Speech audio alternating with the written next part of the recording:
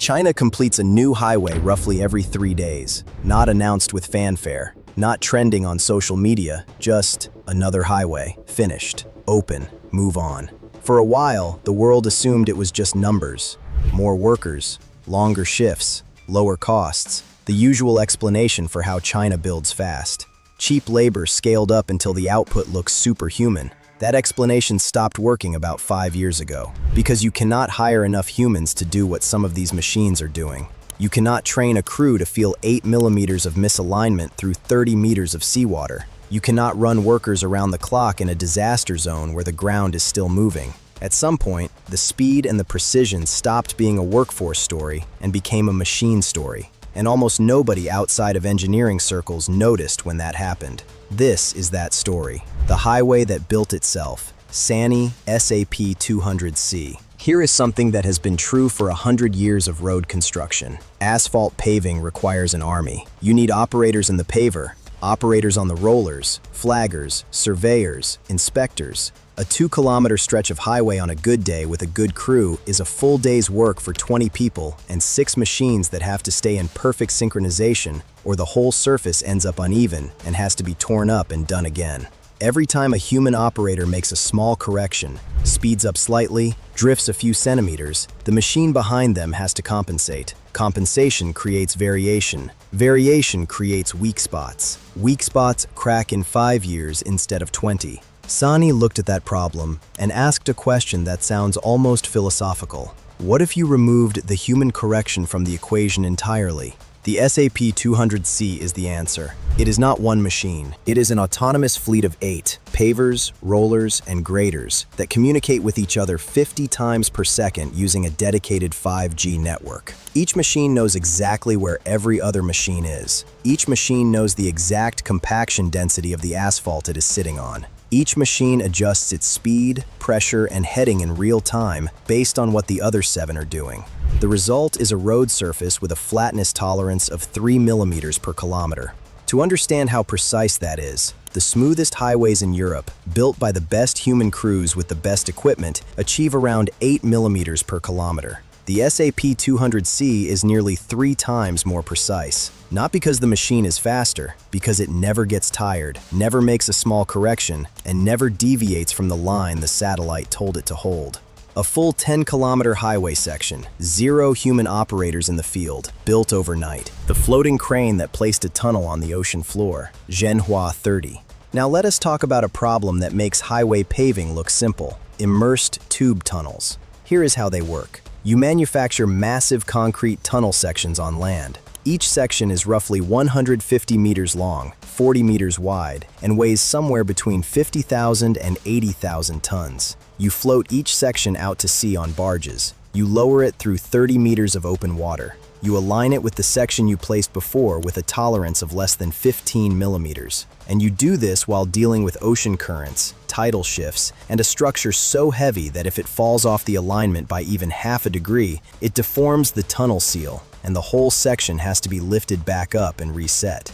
Before the Jing Hua 30, the best immersed tube installations in the world were considered successes if they landed within 50 millimeters of target. The Hong Kong-Zhuhai-Macau Bridge Tunnel used that standard and was considered an engineering triumph. The Jing Hua 30 is a semi-submersible heavy lift vessel with 8 computer-controlled lifting cables, each one capable of adjusting its length in real time by fractions of a millimeter. It uses GPS positioning accurate to 2 centimeters, combined with underwater acoustic sensors that map the exact position of the previously placed tunnel section on the ocean floor. A crew of engineers monitors the positioning on screens. The machine does the adjusting. During installation of the Shenzhen-Zhongshan corridor, a 6.8-kilometer immersed tunnel across the Pearl River estuary, the Jing Hua 30 placed each tunnel section to within 8 millimeters of target position in 30 meters of water with a tidal current running at over 1 meter per second, 8 millimeters. In open water, with 75,000 tons hanging from your cables. The tunnel opened in 2024. It crossed in 20 minutes a stretch of water that used to mean a 2-hour drive around the estuary. The walking excavator built for places no other machine can reach. XCMG ET 120. Most of the time, when a natural disaster hits a mountain region, the machines sent to clear roads and rescue survivors face an immediate problem. The machines cannot get there. Roads are blocked by the very landslide they need to clear. The terrain is too steep for tracked vehicles. Wheeled machines slide off. Conventional excavators tip over on slopes greater than 30 degrees. In 2008, after the Sichuan earthquake, rescue crews waited days for equipment to reach some villages because the only machines available could not operate on the collapsed terrain. XCMG spent years solving this specific problem. The ET-120 does not have wheels or tracks. It has 6 articulated legs. Each leg has 3 independent hydraulic joints that constantly adjust based on sensor data from the ground surface below. The machine walks, not slowly, not clumsily, but with the deliberate balance of an insect crossing rubble. Each foot can push in any direction independently. On a 45-degree slope, steeper than most ski runs, the ET-120 keeps its cab perfectly level. On broken rubble where one foot finds solid rock and the next finds loose soil, the leg pressure adjusts in milliseconds so the machine never lurches. The entire body stays stable while the arm works. The arm itself is a standard excavator bucket with 12 tons of digging force. But because the body never tips, the ET-120 can operate on terrain where a conventional excavator would roll within 30 seconds of arrival. In disaster response drills, the ET-120 cleared a blocked mountain road in 4 hours that a conventional machine could not have reached at all until a second crew spent 2 days clearing an access path first. 4 hours versus 2 days plus however long the main clearing takes. That difference is measured in human lives. The tunnel that went 7 kilometers beneath a living city without anyone noticing. TBM Jing Hua. Most cities that build underground metro lines accept one thing as a painful but unavoidable reality: disruption. Roads closed, buildings vibrating.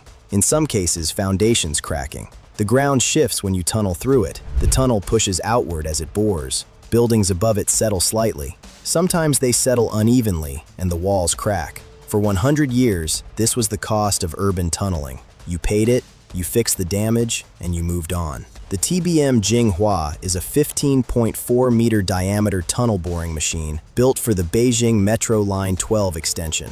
It drills through the same compressed ancient alluvial clay that sits under most of Beijing, wet, unstable, and prone to sudden pressure shifts. Previous tunnels in Beijing required surface settlements of up to 30 millimeters, meaning the ground above the tunnel visibly sank 3 centimeters. At that level, hairline cracks appear in buildings. Water mains develop micro-leaks. It is manageable. It is not invisible. Jing Hua achieves surface settlement of less than 3 millimeters. Not centimeters, millimeters. It does this through a sealed, pressurized cutting chamber that maintains exactly the same soil pressure in front of the machine as exists naturally in the undisturbed earth.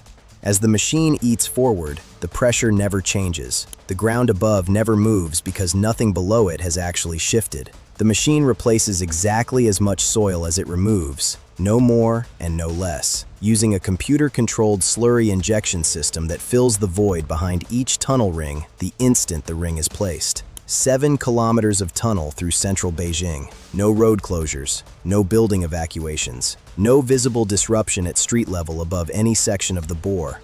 People commuted over it every day while it was being built and never knew. The drill that goes deeper than a skyscraper is tall. XCMG XR700E Rotary Drilling Rig. China has been building more skyscrapers per year than any other country on Earth for the last 2 decades. Buildings of 300, 400, 500 meters, and every single one of them starts the same way, with a foundation that has to go so deep into the bedrock that the tower above it cannot shift, tip, or settle unevenly no matter what the soil conditions are at the surface. A 400-meter tower needs foundation piles that go down roughly 80 to 100 meters into the ground. Each pile is a cylinder of reinforced concrete, maybe 2 meters in diameter, drilled and poured before the tower construction even begins. A single large tower foundation might require 50 to 100 of these piles. Conventional rotary drilling rigs hit a wall at around 60 meters. Below that, the torque required to spin the bit through hard rock exceeds what a ground-based machine can generate without tipping itself over. The XCMG XR700E generates 700,000 Newton-meters of torque. To put that in terms that land properly, the most powerful diesel truck engine in commercial use generates roughly 4,000 Newton meters. The XR700E generates 175 times that much torque directly into the ground. It can drill a 2-meter diameter pile to a depth of 120 meters, approximately the height of a 40-story building turned upside down, in a single continuous operation through granite. That drilling speed is why Shanghai Tower, China's tallest building, had its 955 foundation piles completed in 14 months. In most countries, the foundation alone for a building that size would take 3 years. The electric shovel that eats a mountain every hour. WK-75. The WK-75 is not subtle, it is not clever, it is not autonomous. It is simply the largest electric mining shovel ever built, and its numbers are the kind that should not make sense. The machine stands 22 meters tall, which puts its cab at roughly the height of a 7-story building. Its bucket holds 75 cubic meters of material, approximately the volume of a 2-bedroom apartment, in a single bite. Each bite takes about 30 seconds. The machine takes 2 bites per minute, sustained, without rest, for an entire 12-hour shift. At that rate, the WK-75 moves approximately 12,000 tons of rock per hour, every hour, continuously. It is electric because diesel engines powerful enough to run a machine this size would be impractical to fuel and maintain at the remote open-cut mines where the WK-75 operates. The machine draws directly from a 10 kilovolt power cable that follows it around the mine pit. The electric drive also allows more precise motion control than hydraulics at this scale. The bucket position can be held within centimeters even when swinging a 75 cubic meter load. The WK-75 entered service at an iron ore mine in Inner Mongolia. Within its first full operating year, it moved more material than the entire output of some smaller nations' mining industries. That single machine, that single year. The trencher that slices through granite, TBM TRS 1475. Here is a problem that sounds like it should have been solved decades ago. You need to lay a fiber optic cable, a gas pipe, or a water main in a straight line across rocky terrain. You have 2 options. You use explosive charges to blast a trench, which is slow, dangerous, and creates debris that needs clearing. Or you use a conventional hydraulic rock breaker, which hammers downward over and over and makes roughly 10 meters of progress per 8-hour shift through hard rock. Neither option explains how China managed to lay over 4 million kilometers of high-speed fiber optic network in 8 years. The TBM TRS 1475 is a chain trencher built for hard rock. Instead of a spinning drill bit or a hydraulic hammer, it uses a continuous loop of carbide-tipped cutting teeth, like a massively scaled chainsaw blade that spins through rock at a fixed depth, cutting a clean, precise slot and depositing the cuttings to one side. Through limestone, it advances at 60 to 80 meters per hour. Through sandstone, 40 meters per hour. Even through moderately hard granite, it achieves 15 to 20 meters per hour. That is 12 times faster than a conventional rock breaker on the same material. The trench it cuts is exact, a consistent width and depth the entire length, with vertical walls, which means the pipe or cable being laid fits precisely without extra excavation. The backfill is cleaner. The ground disturbance at surface level is minimal. Roads and paths can be reinstated within hours of the machine passing. This is the machine behind China's infrastructure speed, not one dramatic mega project. In every terrain, in every weather, moving faster than any other country's equivalent equipment could follow. The machine that laid 48,000 kilometers of high-speed rail, CPG 500. And then there is this. China's high-speed rail network is the largest on Earth. It carries more passengers per year than every airline in the world combined, and it was built, most of it, in under 15 years. That speed is not possible with conventional track laying, where crews manually place sleepers one at a time, set rails on top, clip them in, and weld the joints. That process takes a skilled crew roughly 500 meters of track per day under ideal conditions. The CPG 500 continuous track laying machine does not place track. It manufactures it, in place, as it moves forward. Prefabricated track panels are loaded onto the rear of the machine from flatbed trains. A precision conveyor system moves each panel forward through the interior of the machine. At the front, hydraulic arms pick the panel up, lower it onto the prepared bed, and set it in final position while laser alignment systems confirm the exact rail spacing and lateral position. The machine then moves forward one panel length and repeats. Sustained output: 1.5 kilometers of finished, aligned, ready-to-inspect track per day, 3 times faster than conventional methods. With better alignment precision, because the laser guidance does not get tired on an overnight shift the way a human surveyor does.